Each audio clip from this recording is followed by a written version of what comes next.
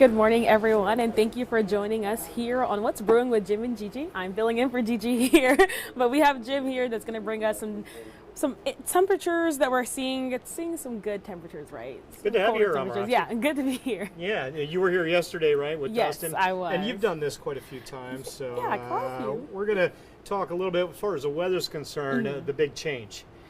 30 degrees colder. Right. Which is significant. Yesterday, we were in the low 60s. I say 30 degrees colder. The air temp is 30 degrees colder. The feels like temp is a solid, I would say, 40 degrees colder, it feels like, than it did yesterday morning. It feels like dead of winter outside, but it is almost January. Right. That 70-something degree high yesterday, obviously the atypical, the abnormal, the unusual. Today, a little more, although today well below normal on the numbers. But I'll dig into that. We'll talk New Year's Eve, get into that forecast as we ring in the new year. And then, of course, the all-important first weekend of 2026.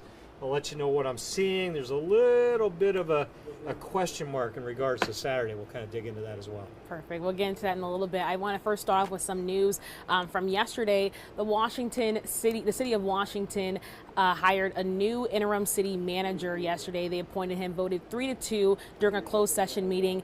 There is some controversy surrounding that interim city manager, and to bring us more, Charlene Richards spoke with one person on the city council who is questioning the change that's happening.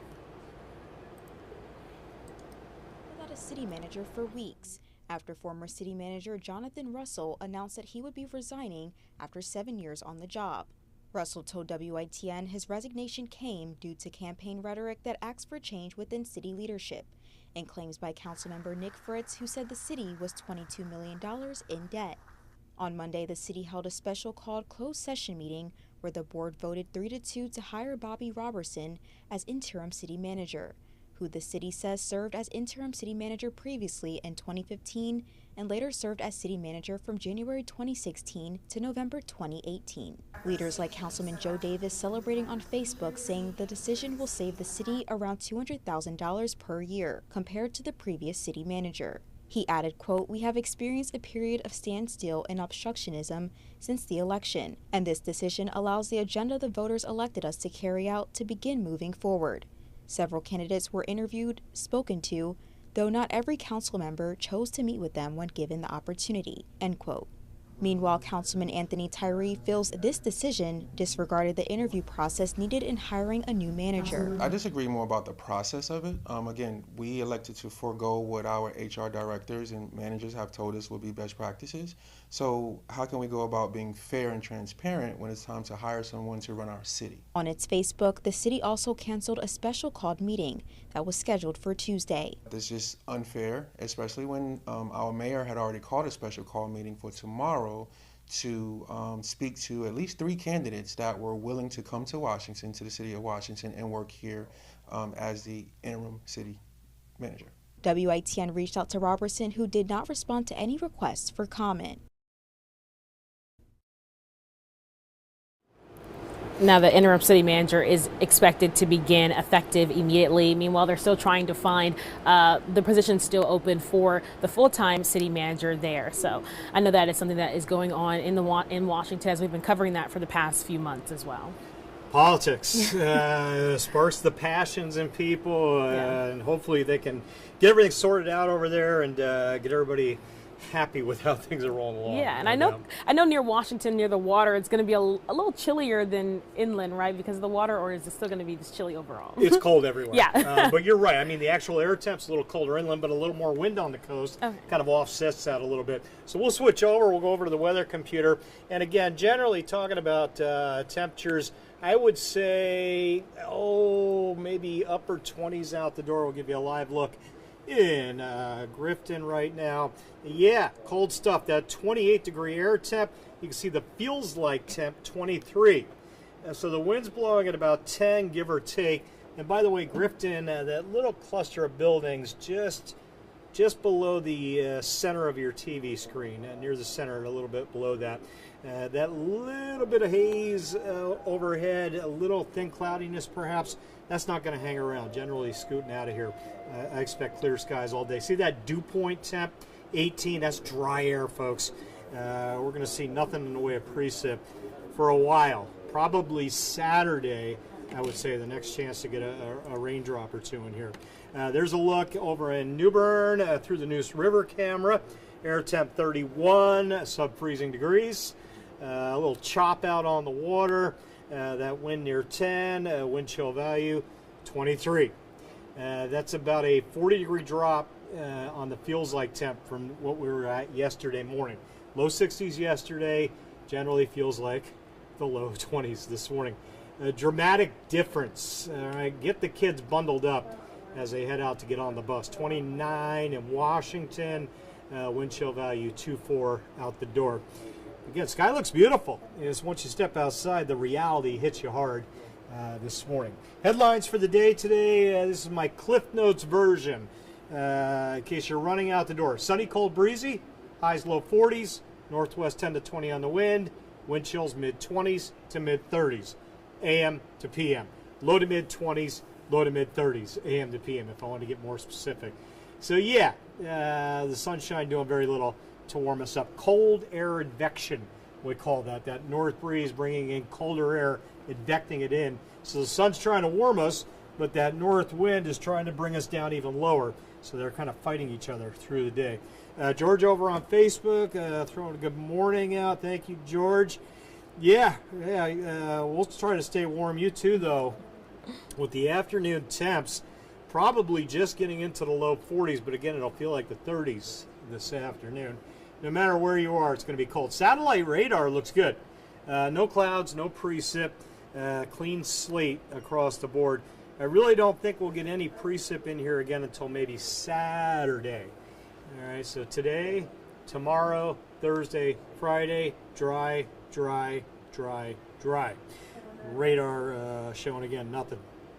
24-hour temp change, talked about that drop. Negative numbers, 30 degrees colder than yesterday morning.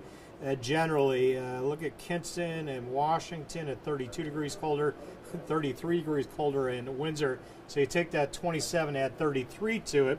It was 60 degrees yesterday morning in Windsor at this time. Now it's 27. Generally, a lot of 20s on the map.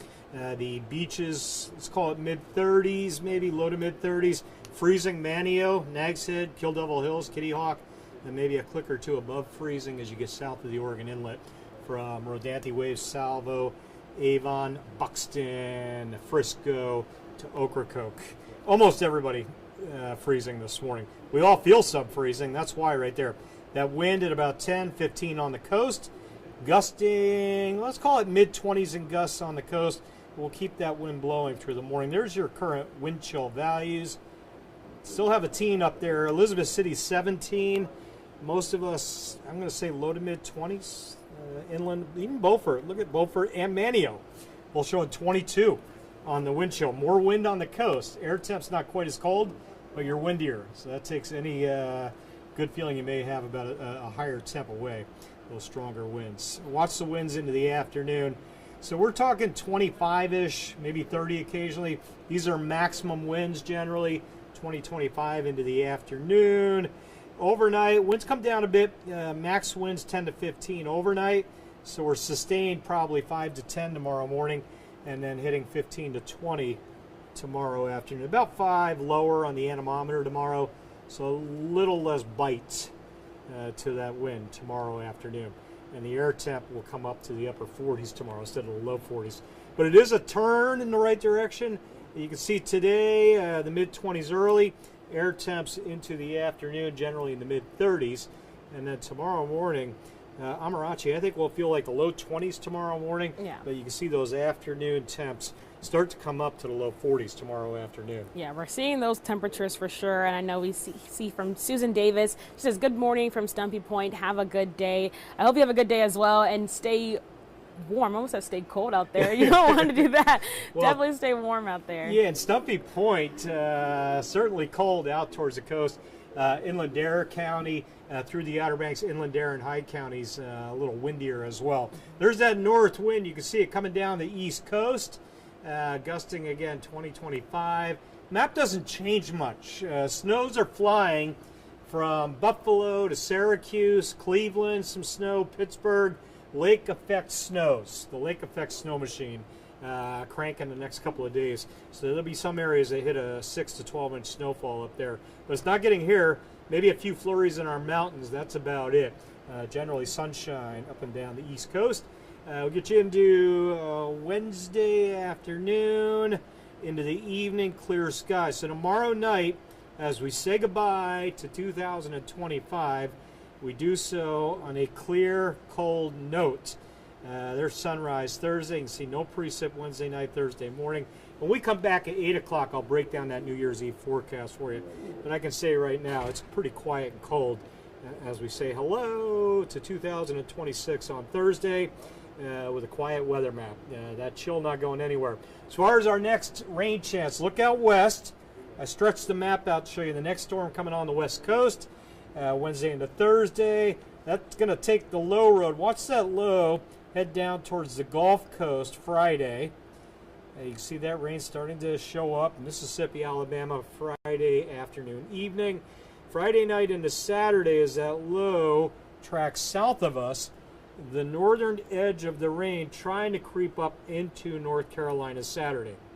All right, right now, the bulk of the data shows most of the rain staying out of here. There are other data sources that are a little wetter than this one. I like this particular model I'm showing you. We'll see if it verifies. Right now, I don't want you to cancel any outdoor plans Saturday. Might I sing a different song tomorrow or into Thursday? Absolutely. If the models trend wetter, you're going to hear me jumping that rain chance up. But right now, I'm going to put it at 40% Saturday. More so south, less to the north. Leading up to it, today, the coldest day of the next 8 is today. 42 breezy degrees. Never feels like we get in the 40s. Tomorrow, upper 40s, a little less wind, a little more agreeable. Still a little breezy, though. And then New Year's Day, pretty good. 52, sunny skies. Still freezing at night through most of the week. Friday will bump up towards seasonable mid-50s. And then into the weekend again. Saturday, a few showers dancing around. Sunday, we're back to sunny at 50 with mid-50s Monday into Tuesday. So again, a pretty quiet 8-day. My rain chance on Saturday will likely change. That percentage is going to go up or down a little bit based on how things are shaping up. And we'll see how that goes. And again, I'd say colder air is a word. After a warm Christmas week, generally we're talking about a chilly New Year's week. I'm ready for it. I'm ready for it. More people aren't, but I'm ready for the cold temperatures for sure. Yeah, and a lot of, well, not a lot, but there are ones like me as well. Yes. I like that chill in the wintertime. It's back. You 70-degree lovers, I don't know when it's going to be back to 70 again. I don't even know when we're going to hit 60 again right now. We may flirt with it the middle of next week, but even that's just not a slam dunk right now. It's not for sure. Well, thank you, Jim. And thank you, everyone, for joining us this morning for the 710 News and Weather Update. Join us then again at 8 a.m. as we'll have more updates on the cold air that we're seeing as well as your news headlines. But for now, hope you have a great, happy holidays and Happy New Year.